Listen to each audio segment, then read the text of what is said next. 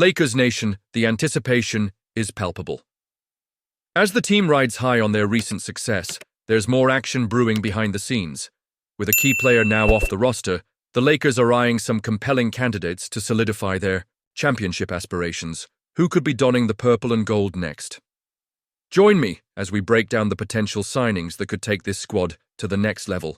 Subscribe now and give us a thumbs up to keep up with all the latest Lakers news. The Los Angeles Lakers are on a roll, having racked up an impressive 9-1 record in their last 10 games, and they've made some significant moves to bolster their roster. The addition of Alex Len, who was picked up from the buyout market after being waived by the Washington Wizards, is a strategic move that should enhance the team's center play. But let's talk about the implications of these decisions and what they mean for our beloved Lakers moving forward. The Lakers decided to waive Christian Wood to make room for Len, and while Wood is a talented player, this move demonstrates the front office's commitment to finding the right fit for the team. With Luka Doncic making his debut, the excitement around the roster is palpable. But there's still work to be done.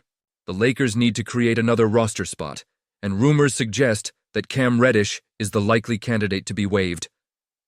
This raises some questions. Was this the right decision? Honestly, I'm torn. Reddish has potential, but if he's not fitting into the plan, it makes sense to move on. Now let's dive into the 3 players the Lakers should consider targeting as they finalize their roster. First up is Jordan Goodwin. He's already shown flashes of brilliance in limited minutes, averaging 13.5 points and 6.0 rebounds in just 2 games. His active defense and growing offensive range make him a compelling option for the Lakers. With only Luka Doncic and Austin Reeves as reliable guards, Goodwin could easily step up and provide the depth the team desperately needs. The fact that he's already on a 2-way contract means the front office has a prime opportunity to convert him into a full-time deal. If his jumper becomes consistent, he could be a game-changer for us. Then there's Markelle Fultz, a former number 1 overall pick. Fultz has been a free agent this season, and it's hard to believe he hasn't found a home yet. Sure, his shooting has been inconsistent, but he brings playmaking and defensive skills that could fit perfectly into the Lakers' system. Imagine him coming off the bench to relieve Luka and providing a different dynamic. Fultz has a lot to prove, and the Lakers could benefit from taking a low-risk chance on him. It's a gamble, but one that could pay off handsomely if he finds his rhythm again. Lastly, we have Marcus Morris Sr. The veteran forward is still out there and could bring experience and toughness to the Lakers. He averaged only 6.4 points last season, but his ability to stretch the floor as a 3-and-D player could be useful, especially in a small ball lineup. Plus, having him and his twin brother Markieff on the same team could add a narrative layer that fans would love. While Morris might not be the impact player Fultz could be, he offers a reliable option off the bench who can defend and provide some scoring. So what's the verdict here? Do these options truly elevate the Lakers' chances?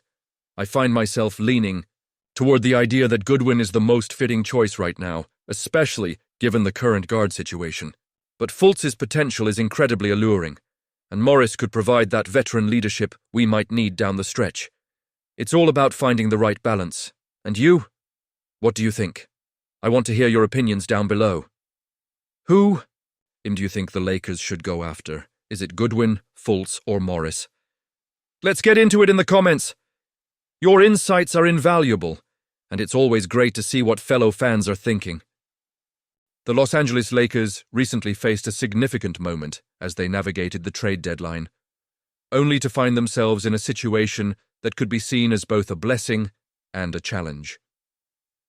The proposed trade for Mark Williams from the Charlotte Hornets was a bold move that had the potential to reshape the team's frontcourt, but ultimately, the deal fell apart after the Lakers failed Williams on his physical.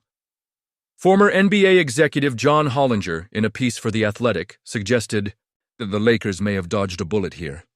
He articulated that while acquiring Williams could have boosted the team's playoff aspirations, it's likely that they would have ended up relying on Dorian Finney-Smith at center anyway.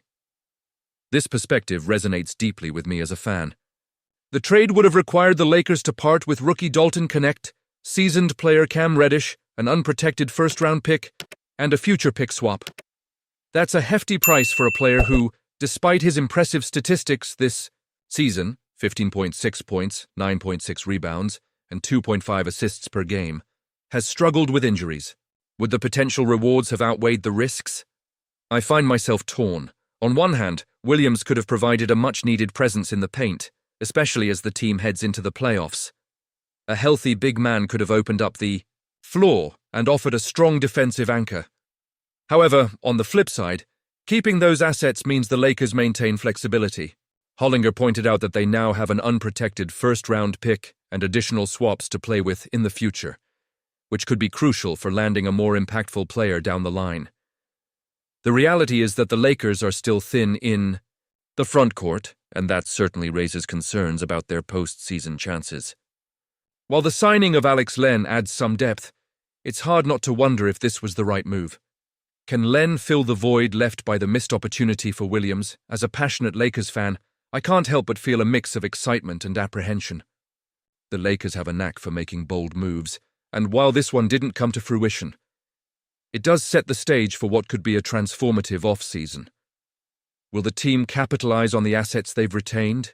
Will they find a way to bolster their front court and address their weaknesses? And here's where I want to hear from you, Lakers Nation. What do you think about the decision to walk away from the Williams trade? Was it the right call, or do you think they should have pushed harder to make it happen? I genuinely want to know your thoughts down below. As we look ahead, the Lakers have a chance to pivot and reevaluate their strategies.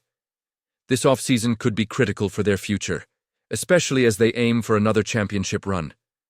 With the right moves, the Lakers could turn this moment into an opportunity. So, let's keep the conversation going. Don't forget to activate the notification bell to get all the latest updates. Like, share, and subscribe to the channel so we can stay connected as we cheer for our team and navigate the ups and downs of this season together. The journey isn't over, and I can't wait to see how it all unfolds.